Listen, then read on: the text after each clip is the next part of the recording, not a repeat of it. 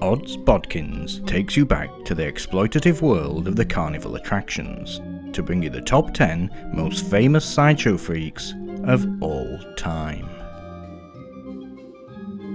Number 10. Giant-footed Fanny Mills.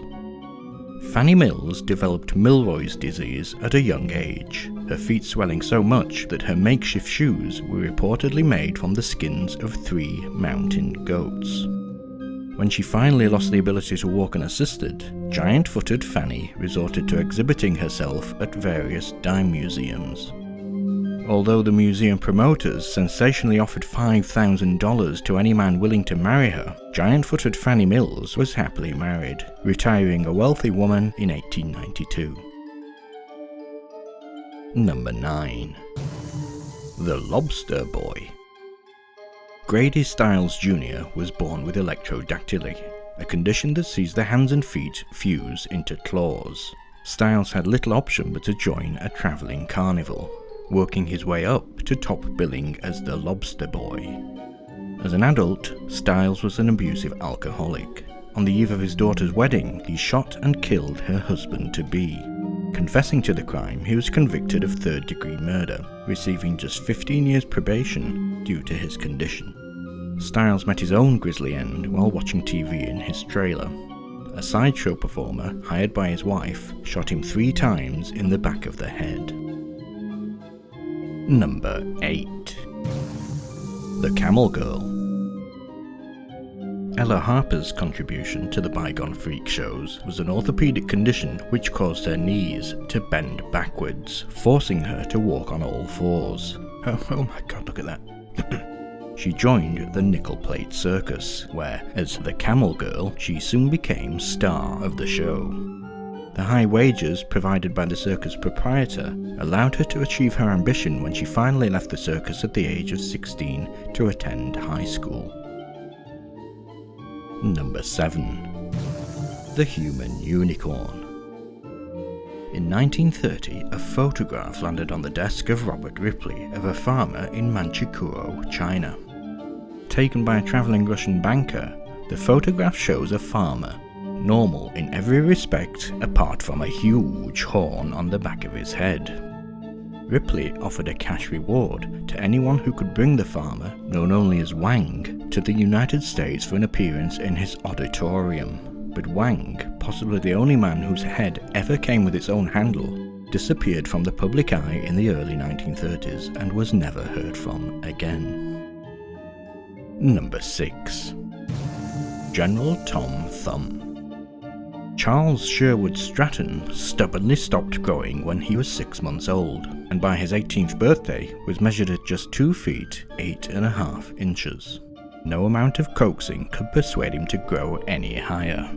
Signing with P.T. Barnum at the age of 5, Stratton was promoted as General Tom Thumb, amassing fame and fortune that afforded him a lavish lifestyle and eventually a business partnership with Barnum himself. General Tom Thumb died at the age of 45 and was buried in an itty-bitty grave at Grove Cemetery, Connecticut. Number 5. The Human Caterpillar. The human caterpillar was born without arms and legs, ideal entertainment for Edwardian society. A physically handicapped man moving around the stage without benefit of limbs never failed to amuse, ensuring him a lifelong career as a sideshow performer. The caterpillar's set pieces included shaving himself with a cutthroat razor and rolling and lighting cigarettes using only his lips, earning him a cameo role in the MGM feature film Freaks.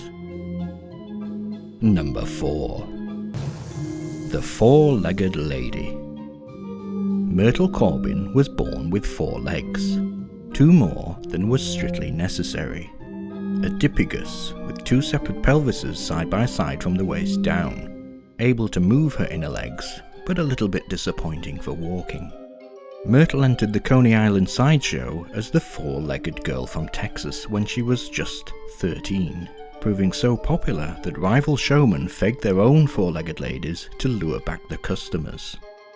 The 4-legged lady retired at 18, married, and went on to give birth to 4 daughters and a son.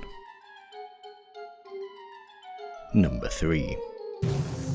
Chang and Eng. The term Siamese twins was first used to describe Chang and Eng, conjoined twins born in Siam in 1811. After a long sideshow career touring the world, they pooled their money, bought a plantation, and married sisters Adelaide and Sarah Yates, between them fathering 21 children.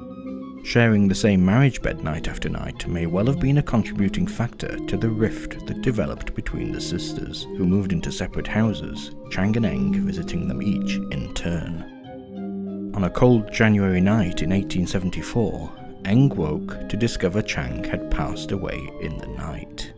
A doctor was immediately summoned to perform an emergency separation, but by the time he arrived, Eng himself had died of blood poisoning 3 hours after his brother. Number 2. SCHLITZIE the Pinhead. Perhaps the worst case of sideshow exploitation was that of SCHLITZIE, a severely mentally retarded microcephalic capable of speaking only the simplest words and phrases. SCHLITZIE was exhibited in countless sideshows until the age of 67, becoming the most famous of microcephalic performers. SCHLITZIE spent 3 years in retirement before his death in 1968. Number 1. The Elephant Man. The most famous sideshow freak of all is without doubt Joseph Merrick. Merrick's condition manifested at the age of 5. After 4 years in Leicester Union Workhouse, Merrick began his career as a sideshow freak before he was robbed by his road manager and left to fend for himself in Belgium. Making his way back to London, he became the permanent resident of London Hospital under the care of Dr. Trevis. During his time at the hospital, he became famous among London's elite, receiving many visitors, including Alexandra, Princess of Wales. On April the 11th, 1890, Joseph Merrick, forced by his condition normally to sleep upright, lay down his head on his pillow for the first time since he was a child and died peacefully in the night. After his portrayal in the 1980 film The Elephant Man, Joseph Merrick takes his rightful place at number 1 on our list of the top 10 most famous sideshow freaks of all time.